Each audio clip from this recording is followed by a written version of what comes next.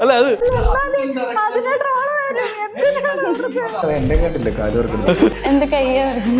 കോഴിക്ക് ഇത്രയും കഴുത്തുണ്ടെന്ന് assistant director ആയിട്ടിരിക്കുമ്പോഴേ നമുക്ക് അറിയാൻ പറ്റും. അത് ലേഡി മോഹൻലാൽ ലിജോയ്ക്ക് തിയേറ്റർ വിസിറ്റ് അമ്മര് ആരാധിക്കുന്നു. ഞാനൊരു വഴിക്ക് ഒതുങ്ങി പോയിക്കൊണ്ടിരിക്കുക. വെറുതെ If you don't know marketing, business will fail. എന്താണ് രണ്ടാമത്തെ? നമുക്ക് മാർക്കറ്റിംഗ് ഏറ്റവും കൂടുതൽ ഒരു ബിസിനസ്സുകാരൻ അറിഞ്ഞിരിക്കേണ്ടത് മാർക്കറ്റിംഗ് ആണ്. അവിടെയാണ് അവൻ്റെ ബുദ്ധി പ്രയോഗിക്കേണ്ടത്. എങ്ങനെയാണ് മാർക്കറ്റിംഗ് ചെയ്യേണ്ടത്? സോ ഹായ് ഡിയർ വ്യൂവേഴ്സ്, അപ്പം എല്ലാവർക്കും ന്യൂ ടോക്സിലേക്ക് സ്വാഗതം. നമ്മുടെ കൂടെ ഇന്നുള്ളത് ദാവീദ് മൂവിയുടെ ടീമാണ്. നമ്മുടെ ആന്റണി വർഗീസ്, നമ്മുടെ സ്വന്തം പെപ്പെ, ലിജോ മോൾ ആൻഡ് ഡയറക്ടർ ഗോവിന്ദ് വിഷ്ണു. അപ്പം വെൽക്കം. Thank you. അടിപൊളിയായിട്ട് സൂപ്പറായിട്ട് ഗംഭീര ഇൻട്രോ ആയിരുന്നു. നല്ല ടെൻഷനുണ്ട്. സിമ്പിളായിട്ട് കൂളായിട്ടാണ്. ഞങ്ങൾക്കാണ് അത് എൻ്റെ കണ്ടില്ല കാതോർക്കുന്നത്. എൻ്റെ സോ ഇപ്പൊ ടീച്ചർ ഇറങ്ങിയത് തന്നെ, ടീച്ചർ തന്നെ ഒരു സെപ്പറേറ്റ് ഫാൻ ബേസ് ഉണ്ടാക്കി വെച്ചിട്ടുണ്ട്. സോ മൂവിയിലേക്ക് വരുമ്പോൾ ഹൗ എക്സൈറ്റഡ്, നിങ്ങളൊക്കെ എന്തുമാത്രം എക്സൈറ്റഡ് ആണ്?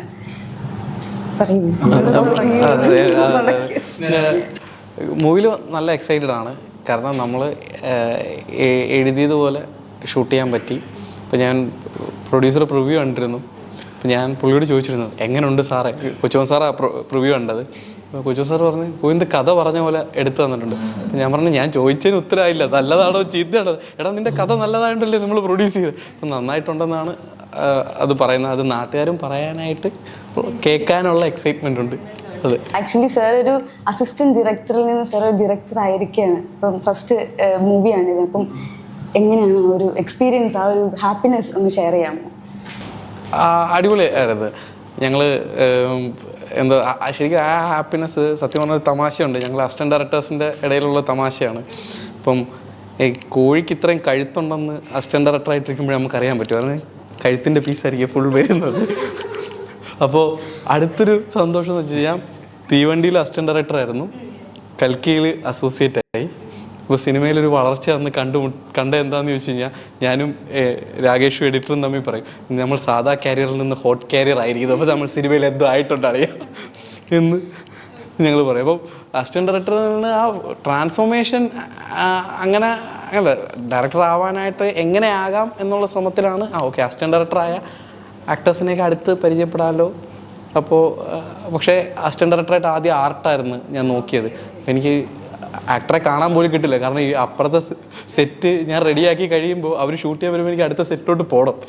അപ്പോൾ അതുകൊണ്ട് എനിക്ക് അങ്ങനെ വിചാരിച്ച കാര്യമല്ല നടന്നത്. പിന്നെ അത് കഴിഞ്ഞിട്ട് it was A nice transformation, but I took decent time ആ ട്രാൻസ്ഫോർമേഷന്. അപ്പോൾ അതിൽ ഞാൻ ഭയങ്കര സന്തോഷത്തിലാണ്. അങ്ങനെ കടുത്ത എക്സൈറ്റ്മെൻ്റ് അല്ല, എൻ്റെ ജോലിയായി മാറിയത്. അപ്പോൾ എൻ്റെ ജോലിയിൽ ഒരു പ്രൊമോഷൻ കിട്ടി. ഓക്കെ, അപ്പം പെപ്പയ്ക്ക് പറ്റിയ ഒരു റോള് തന്നെയാണ്. എങ്ങനെയാണ് പെപ്പേനെ ഇതിലേക്ക് ഒന്ന് ചൂസ് ചെയ്യണം എന്നുള്ളൊരു ഐഡിയ എങ്ങനെയാണ് വന്നത്? ഞാൻ ആദ്യം പ്രൊഡക്ഷനെയാണ് മീറ്റ് ചെയ്തത്. ഒരു പ്രൊഡക്ഷൻ ഉണ്ടെങ്കിൽ നമുക്ക് സിനിമ ചെയ്യാൻ പറ്റുമെന്ന് ഒരു തോന്നൽ എനിക്കുണ്ടായിരുന്നു. ഞാൻ ജോൺ ആൻഡ് മേരിയിലും സെഞ്ചുറിയിലും പോയിട്ട് കഥ പറഞ്ഞു. അപ്പോൾ കൊച്ചുമൻ സാറ് കേട്ട് കഴിഞ്ഞപ്പോൾ പുള്ളി ഓക്കെ ആയിരുന്നു, കഥ കൊള്ളാം, നമുക്ക് ചെയ്യാമെന്ന് പറഞ്ഞു. അപ്പോൾ കൊച്ചുമൻ സാറാണ് ഫസ്റ്റ്. അച്ചുവും ഷിബു സാറും പറഞ്ഞു പെപ്പേനെ കാസ്റ്റ് ചെയ്യാം ഇതിൽ നിന്ന്. അപ്പം എഴുതുമ്പോഴും മനസ്സിൽ പെപ്പ ഉണ്ടായിരുന്നില്ല. അപ്പോൾ അത് കഴിഞ്ഞപ്പോൾ ഓക്കെ, കൊച്ചുമൻ സാർ പറഞ്ഞു പെപ്പ ഇടാം. അതൊരു നല്ലൊരു ഡയലോഗായിരുന്നു, എനിക്ക് ഭയങ്കര ഇഷ്ടപ്പെട്ടു. ഓക്കെ, അപ്പോൾ എനിക്ക് മനസ്സിലായി പെപ്പ ഉണ്ടെങ്കിൽ അതാ എൻ്റെ ആദ്യ സിനിമ സംഭവിക്കാൻ പോകുന്നു. അപ്പോൾ അങ്ങനെ പെപ്പേനെ ചേസ് ചെയ്ത് കഥ പറഞ്ഞു പുള്ളി കഥ ഇഷ്ടപ്പെട്ടു. പിന്നെ ഞങ്ങൾ ഷൂട്ട് ചെയ്ത് കഴിഞ്ഞപ്പോൾ ഞങ്ങൾക്ക് മനസ്സിലായി പെപ്പേനെ നിർത്തി തയ്പ്പിച്ച് ഉടുപ്പ് പോലിരിക്കുക പടം. കൊള്ളാലോ. അത് പുള്ളി വന്നു, ആ ക്യാരക്ടർ പുള്ളി ആക്കി മാറ്റി.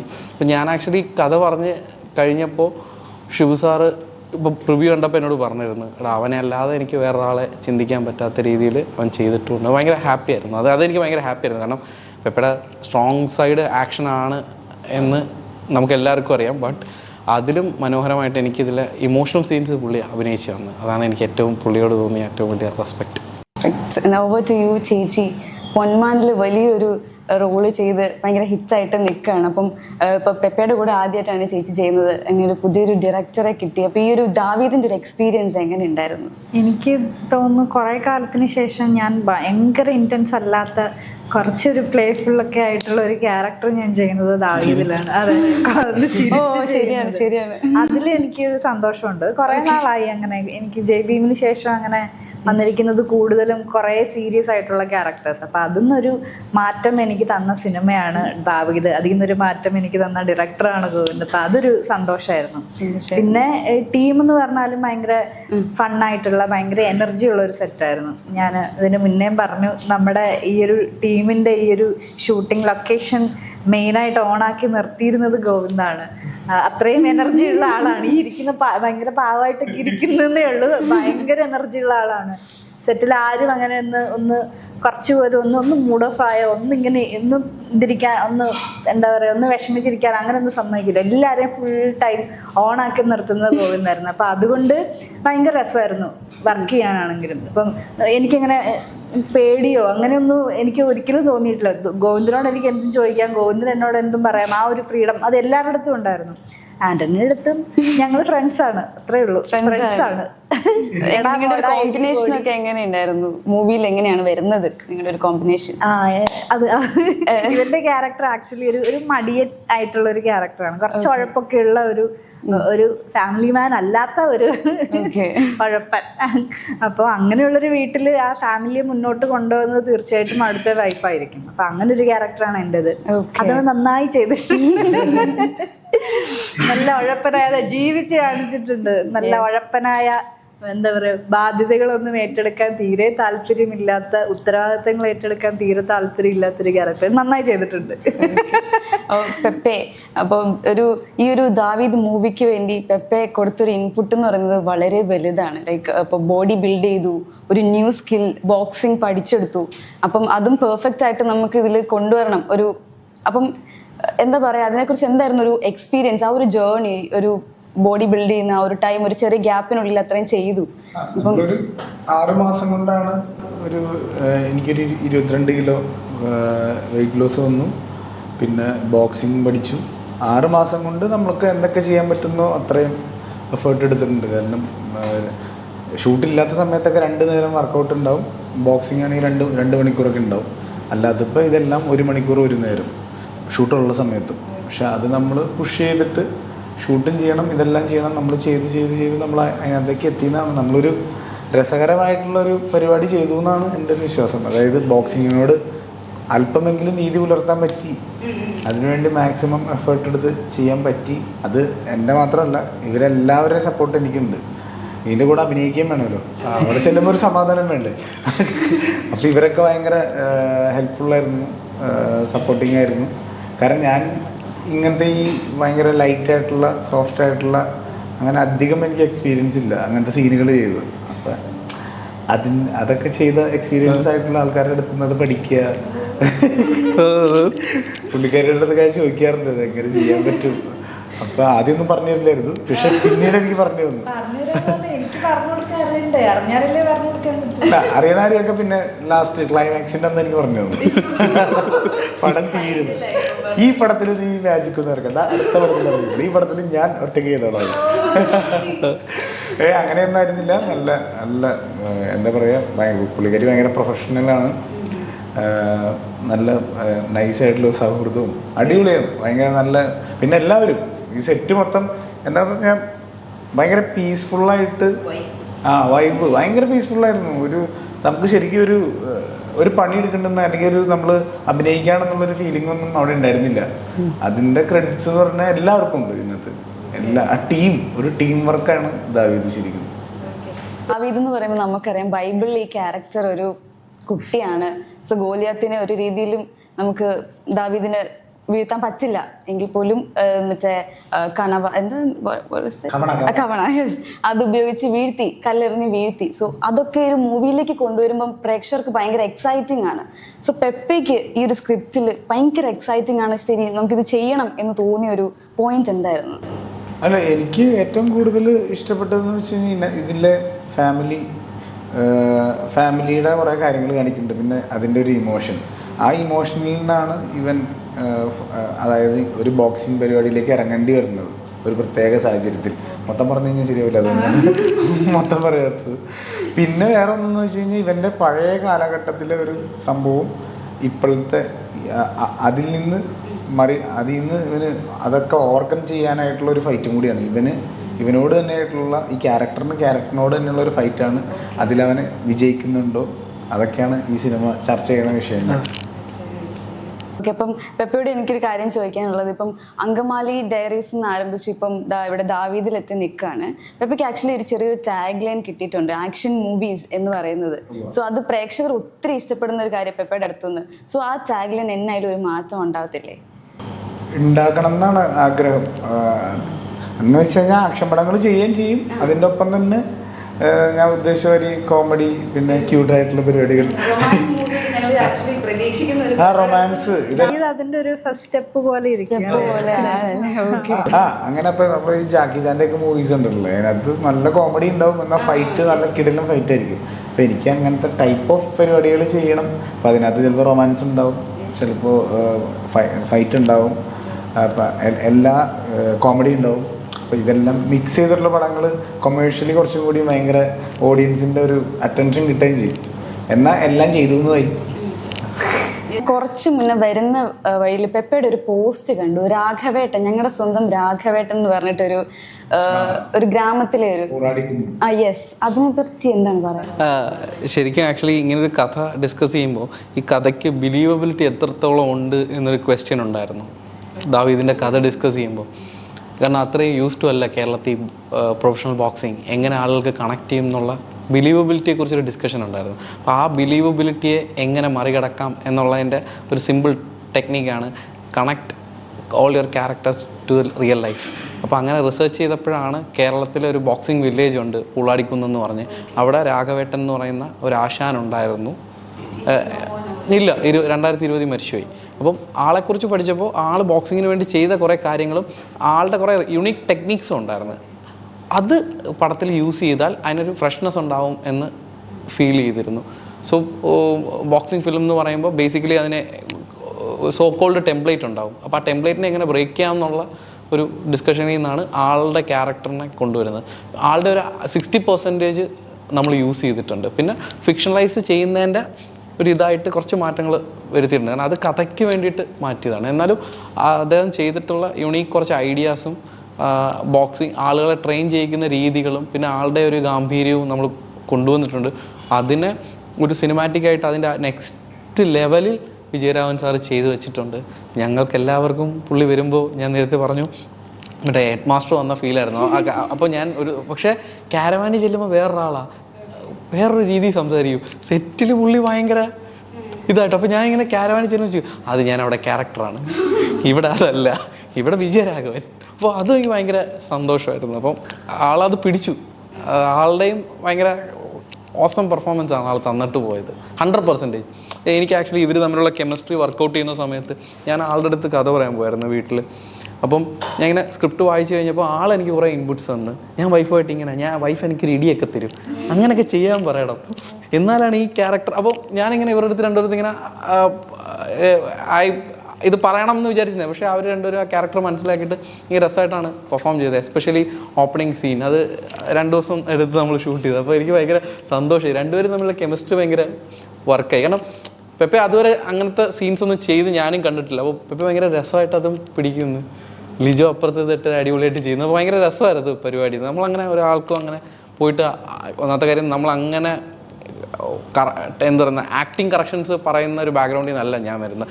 Coming from A technical background. അപ്പോൾ ബേസിക്കലി ഞാൻ ആ ടെക്നിക്കൽ രീതിയിലാണ് അതിനെ സമീപിക്കുന്നത്. അപ്പോൾ നമ്മൾ ബിലീവ് ചെയ്യുന്നത് ഏറ്റവും ബെസ്റ്റ് ആർട്ടിസ്റ്റിനെ പ്ലേസ് ചെയ്യുക, 50% ഡൺ എന്നാണ് ഞാൻ ബിലീവ് ചെയ്യുന്നത്. അപ്പം കാരണം ബാക്കി ആ സിനിമ കാണുന്ന പ്രേക്ഷകൻ ആദ്യം നോക്കുന്ന ഇവരുടെ ഫേസിലാണ്. അപ്പോൾ അവരുടെ എല്ലാവരും ആ ക്യാരക്ടറായിരുന്നു. അവർ പെർഫോം ചെയ്തെല്ലാം അടിപൊളിയായിരുന്നു. റീടേക്സ് ഒക്കെ കുറവായിരുന്നു, സിംഗിൾ ടേക്ക് ആർട്ടിസ്റ്റുകളായിരുന്നു എല്ലാവരും. സീരിയസ്ലി ഞാൻ പറഞ്ഞില്ലേ, ഞങ്ങളുടെ അസിസ്റ്റന്റ് ഡയറക്ടേഴ്സ് വേറൊരു പേര് ഇട്ടിട്ടുണ്ട്, ലേഡി മോഹൻലാൽ ലിജോയ്ക്ക്. ഇനി കുറച്ചാൾ ബഹിരാകാശ അല്ല അത് വേറെ അല്ല, ഇത് സച്ച് പോയായിരുന്നു. ഞാൻ പോയ സമയത്ത് ചില ആൾക്കാരവിടെ വെച്ച് കണ്ടായിരുന്നു. കുഴപ്പമില്ല. അത് സച്ച് ഇട്ടതാ ഞങ്ങളുടെ സാന്റിയാഗോ. അവനിട്ടതാ. അവൻ ഭയങ്കര ഫാൻ. ഇല്ല, കഥയൊന്നുമില്ല. അവൻ ആ പെർഫോമൻസ് കണ്ടിട്ട് പെട്ടെന്ന് ടപ്പേന്ന് ആള് മാറുന്ന കലിപ്പൊക്കെ സീൻ ചെയ്തിട്ട് ഇവിടെ വന്നിട്ട് കളിച്ചിരിച്ച് സ്കീം പിടിച്ചിട്ട് പോകുന്നു. അപ്പോൾ അവൻ പറഞ്ഞു, ചേട്ടാ ഇതാണ് സംഭവം. ആക്ച്വലി നമ്മുടെ കൂടെയുള്ള പിള്ളേരുടെയൊക്കെ ഭയങ്കര ഗുണം എന്താണെന്ന് വെച്ചാൽ, ഇപ്പോൾ നമ്മൾ ഇമോഷണൽ സീൻ ഷൂട്ട് ചെയ്തുകൊണ്ടിരിക്കും, ഇവന്മാർ ചെയ്തുകൊണ്ടിരിക്കും, ഇതേ ഉള്ളോടെ ഇതിനകത്ത് വേറെ ഒന്നുമില്ലോ. അപ്പോൾ ഞാൻ പറയും തരാം, 2 ദിവസം കഴിഞ്ഞിട്ടാണ് ചാർട്ട് ചെയ്തേക്കുന്നത്. അപ്പോൾ അവൻ ഫ്ലെക്സ് ഒക്കെ വെക്കുന്നുണ്ട് നാട്ടിൽ. അത് തിയേറ്റർ വിസിറ്റ് അവന്മാർ ആരാധിക്കുന്നു. പക്ഷെ അതൊരു ഭയങ്കര ഒരു നല്ലൊരു പേരാണ്, ലേഡി മോഹൻലാൽ എന്ന് പറയുമ്പോൾ. കട്ട് ചെയ്ത് കളയുന്നു. ആകാശത്ത് നിന്നിട്ട് ഈ ഫ്ലെക്സിന്റെ പരിപാടി കാണാന്ന് പറഞ്ഞ ഒരു പ്രത്യേക സുഖമുള്ള പരിപാടിയാണ്.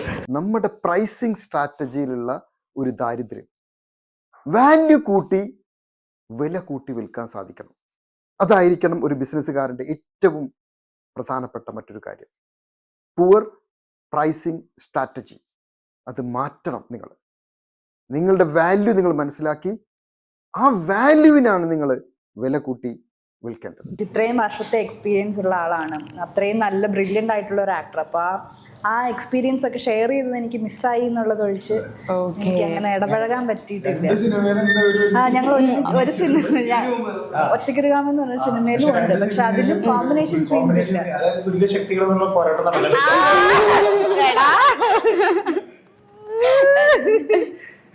പെപ്പെ, അപ്പൊ ഈ ഒരു സാറിന്റെ കൂടെ അഭിനയിക്കുന്ന ഒരു ടെൻഷൻ വെച്ച് ഇപ്പൊ എഞ്ചിൽ നിൽക്കുമ്പോൾ എന്താണ് മാറ്റമുണ്ട് സാർ? അയ്യോ, ടെൻഷനിലായിരുന്നു സാറിന്റെ കൂടെ എങ്ങനെയാണ് ഒരു കോമ്പിനേഷൻ സീൻസ് ഒക്കെ പോകുന്നത് എന്നൊരു ടെൻഷൻ ഉണ്ടായിരുന്നു. പുള്ളിനെ കാണുന്നുള്ള കാര്യം മാത്രമേ ഉള്ളൂ. അത് കഴിഞ്ഞ് കഴിഞ്ഞാൽ പിന്നെ നമ്മളെ ഹെൽപ്പ് ചെയ്യാനുള്ള ഡയറക്ടർ, പിന്നെ പുള്ളിയാണെങ്കിലും വളരെ കൂളാണ്. അത് കഴിഞ്ഞപ്പോഴാണ് അത് മനസ്സിലായത്. എല്ലാവരും നമ്മളെ ഹെൽപ്പ് ചെയ്യാം. ആ സെറ്റ് മൊത്തം നമ്മളെ ഹെൽപ്പ് ചെയ്യാനാണ് നിൽക്കണം. എല്ലാവരും നമ്മുടെ അടുത്ത് തെറി പറയാനുണ്ടെങ്കിൽ നമ്മളെ കറക്റ്റ് ചെയ്യാണെന്ന് തന്നെ അത് ആ സീൻ നന്നാവാൻ വേണ്ടിയാണ്. നമ്മളെ ഹെൽപ്പ് അങ്ങനെ ചിന്തിച്ചാൽ മതി. നമ്മളെ ഹെൽപ്പ് ചെയ്യാൻ വേണ്ടി നിൽക്കാമെന്ന് വിചാരിച്ചാൽ തന്നെ നമുക്കൊരു കോൺഫിഡൻസ് ആയി. നമുക്ക് ചെയ്യാൻ പറ്റും. ഇവര് പറയുന്നവരൊക്കെ ഏകദേശം നമുക്ക് ചെയ്യാൻ പറ്റും. ചിലപ്പോൾ ഇവര് പറഞ്ഞാൽ നന്നായിട്ട് ചെയ്യാൻ പറ്റും. ഞാൻ അങ്ങനെ പല സീനുകളും ചെയ്തിട്ട് ഇവൻ പറയും അത്രയും ഓക്കെ പെപ്പെ, അപ്പോൾ പെപ്പെ ആക്ച്വലി ഒരു ഫുഡിയാണ് അല്ലേ? അപ്പോൾ ഒരു ഭക്ഷണ പ്രേമിയെ സംബന്ധിച്ചിടത്തോളം ഒരു പെട്ടെന്ന് ഒരു ഡയറ്റ് എടുക്കുമ്പോൾ അത് കീപ്പ് ചെയ്ത് കൺട്രോൾ ചെയ്ത് പോകാന്ന് പറയുന്നത് കുറച്ച് ടാസ്ക് ആണ്. പെട്ടെന്ന് ഒരു കുഴിമന്തി ഒക്കെ കഴിക്കാൻ തോന്നിക്കഴിഞ്ഞാൽ പറ്റത്തില്ല. അപ്പം എത്രമാത്രം കഠിനമായിരുന്നു ആ ഒരു സമയം? അല്ല, അത് ഞാൻ നേരത്തെ പറഞ്ഞല്ലോ, കഠിനം എന്ന് പറഞ്ഞാൽ ഭയങ്കര കഷ്ടപ്പാടായിരുന്നു. പിന്നെ അത് ശീലമായി കഴിയുമ്പോൾ പിന്നെ കുഴപ്പമൊന്നുമില്ലല്ലോ. നമ്മൾ ആദ്യത്തെ കുറച്ച് ദിവസം ഭയങ്കര ഫ്രസ്ട്രേറ്റഡ് ആവും, ഭയങ്കര പ്രശ്നമാവും. പക്ഷെ അത് കുറച്ച് കഴിയുമ്പോൾ നമ്മുടെ ഒരു ലക്ഷ്യത്തിന് വേണ്ടി, അല്ലെങ്കിൽ നമ്മൾ ഇഷ്ടപ്പെടുന്ന ഒരു കാര്യത്തിന് വേണ്ടിയാണ് ഇത് ചെയ്യണമെന്ന് നമ്മുടെ മനസ്സിലേക്ക് വരുമ്പോൾ ശരിയാവും. നമ്മുടെ ഇന്നത്തെ കുറച്ചുകൂടി ഫിലോസഫി ഒക്കെ പറയുകയാണെങ്കിൽ, ഇന്നത്തെ സുഖങ്ങൾ മാറ്റി വെച്ച് കഴിഞ്ഞാൽ നാളത്തെ സുഖങ്ങൾ നമുക്ക് നേടാൻ പറ്റുമെന്ന് പറയുന്ന സംഭവമില്ലേ? അതിനുവേണ്ടിയാണ് ഞാൻ വർക്ക് ചെയ്തത്. പെപ്പെ ആക്ച്വലി ഫസ്റ്റ് മൂവീസ് ഒന്നും തിയേറ്ററിൽ പോയി കാണാത്ത ഒരാളാണെന്ന് ഞാൻ കേട്ടു. ഇപ്പം February 14th വാലന്റൈൻസ് ഡേയും കൂടെയാണ്. അന്ന് തിയേറ്ററിൽ ഉണ്ടാവും.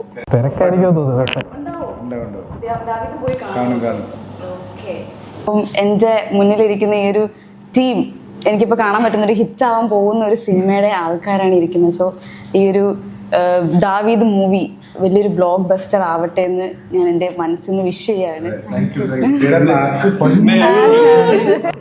ആക്ച്വലി ഞങ്ങൾ ടീച്ചർ കട്ട് ചെയ്ത് ലിൻഡോ ആണ്. അപ്പം ലിൻഡോ കഴിഞ്ഞ ദിവസം ഒരു വാക്ക് ഉപയോഗിച്ചത് എനിക്ക് ഭയങ്കരമായിട്ട് ഇഷ്ടപ്പെട്ടു. അപ്പോൾ എനിക്ക് വ്യക്തിപരമായിട്ട് ഞങ്ങളുടെ കഷ്ടപ്പാട് അതിനെക്കാട്ടിൽ ഒക്കെ ഉപരി നമ്മുടെ എഫേർട്ടിനെക്കാട്ടിയൊക്കെ സിനിമ ഡിസർവ് ചെയ്യും. ദാവീദ് ഡിസർവിങ് ആണ്. അവനെ അതാ ഉപയോഗിച്ച വാക്ക് എനിക്ക് ഭയങ്കരമായിട്ട് ഇഷ്ടപ്പെട്ടു. ചേട്ടാ, എനിക്ക് ചേട്ടനെ ഈ പടമായിട്ട് ബന്ധപ്പെട്ട പരിചയം, പക്ഷേ ദാവീദ് ഒരു ഹിറ്റ് അർഹിക്കുന്ന പടമാണ്, ഡിസർവിങ് പടമാണെന്ന് എനിക്ക് ഫീൽ ചെയ്തു എന്ന് പറഞ്ഞു. കാരണം ഞാൻ ഭയങ്കര ഡാർക്ക് അടിച്ച് തന്നെയാണ് ഷൂട്ടൊക്കെ കഴിഞ്ഞ് ഫസ്റ്റ് കട്ടൊക്കെ വന്ന് ഇപ്പോൾ ഭയങ്കര ഡാർക്ക് അടിച്ചേക്ക് ഇതൊക്കെ വർക്കായോ, ഇത് നമുക്ക് വർക്കായി, ഇനി നാട്ടുകാർക്ക് വർക്കാവുമെന്ന്. അപ്പോൾ ആദ്യമായിട്ട് ആ പടം കണ്ടിട്ട് ചേട്ടാ ഇത് കൊള്ളാൻ കേട്ടോ എന്ന് ആദ്യമായിട്ട് പുറത്ത് കഥ അറിഞ്ഞുകൂടാത്ത ഒരാൾ എന്നോട് പറയുന്നത് ലിൻഡോ കുര്യനാണ്. അപ്പോൾ എനിക്ക് സത്യം പറഞ്ഞു, ഞാൻ അവനോട് പറഞ്ഞിടാ, എടാ ഒരു 80-90 ദിവസം കഴിഞ്ഞിട്ട് എനിക്കൊരു സമാധാനം വന്നത് ഇപ്പോഴാണ്. അപ്പോൾ അവൻ കഴിഞ്ഞ ദിവസം എന്നെ വിളിച്ചപ്പോൾ പറഞ്ഞപ്പോൾ പടം ഡിസർവിങ് ആണ്. കാരണം ബിക്കോസ് ആ പടത്തിനൊരു ഭയങ്കര പ്ലസ് ഉള്ളൊരു പടമായിരുന്നു. അതിലെ എല്ലാ കാര്യങ്ങളും നമ്മൾ ആഗ്രഹിച്ചത്. ഇപ്പം ഞങ്ങളുടെ പ്രൊഡക്ഷൻ ആക്ച്വലി ഇപ്പോൾ സെഞ്ച്വറി ഒരു ബിഗ്ഗർ പ്രൊഡക്ഷനാണ് മലയാളത്തിൽ. അപ്പോൾ അവർ നമ്മൾ ചോദിച്ചതെല്ലാം തന്നു. ഞാൻ ചോദിച്ചതിൽ അങ്ങനെ നോ ഒന്നും പറഞ്ഞില്ല എൻ്റെ അടുത്ത്.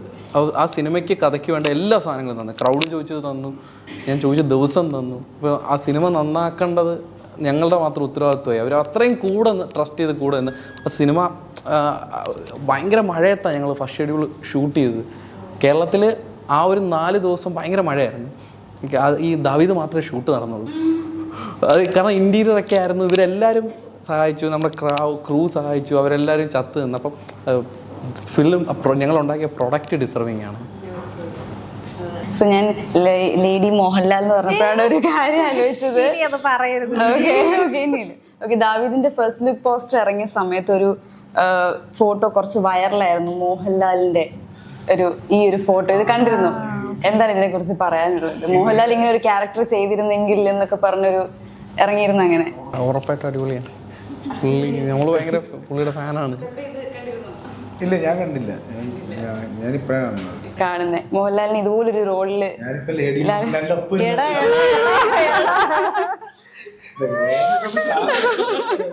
ഞാനൊരു വഴിക്ക് ഒതുങ്ങി പോയിക്കൊണ്ടിരിക്കുക. വെറുതെ എന്തിനാണ് ഞാൻ ആലോചിക്കുക പോലും ചെയ്യാത്ത കാര്യങ്ങൾ.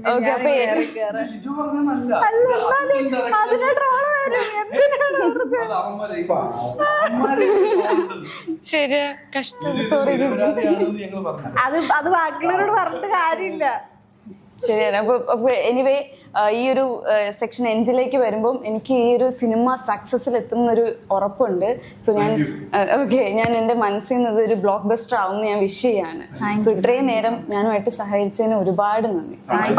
ആദ്യത്തെ ഇന്റർവ്യൂ ഇത് ഹിറ്റായിട്ടാണ് എൻ്റെ ഫസ്റ്റ് ഇന്റർവ്യൂ ഹിറ്റായി എന്ന് പറയാൻ. ഞാൻ ഉറപ്പായിട്ടും അങ്ങനെ പറയും. അപ്പൊ താങ്ക് യു സോ മച്ച്.